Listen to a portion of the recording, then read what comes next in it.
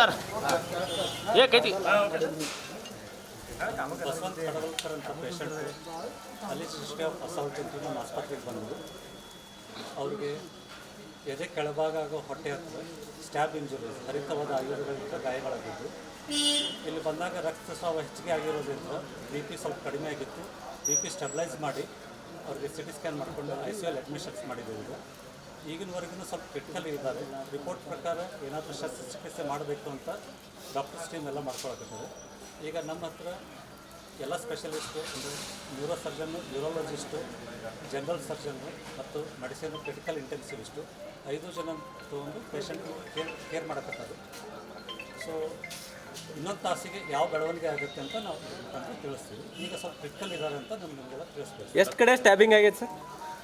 ಎಷ್ಟು ಕಡೆ ಆಗಿತ್ತು ಅಂತ ಅದು ತನಿಖೆಗೆ ಇರೋದ್ರಿಂದ ನಾವು ಹೇಳೋಕ್ಕಾಗಂಗಿಲ್ಲ ಈಗ. ಸೊ ಬಟ್ ಸ್ವಲ್ಪ ಲೈಫಿಗೆ ಕ್ರಿಟಿಕಲ್ ಇರೋದ್ರಿಂದ ನಾವು ಎಲ್ಲನೂ ಟ್ರೀಟ್ಮೆಂಟ್ ಮಾಡ್ಕೊಳ್ಬೇಕು. ರಕ್ತಸ್ರಾವ ಭಾಳ ಆಗಿದೆ ಅಂತ. ಹೌದು, ರಕ್ತಸ್ರಾವ ಭಾಳ ಆಗಿದೆ.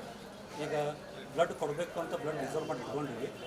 ಬ್ಲಡ್ ಇನ್ನೇನಾದರೂ ಕೊಡೋರು ಬಂತು ಅಂತ ಕೊಡ್ತೀವಿ. ಈಗ ಆಲ್ರೆಡಿ ರಿಸರ್ವ್ ಮಾಡಿದ್ದೀವಿ. ಪ್ರಾಣಾಪಾಯದಿಂದ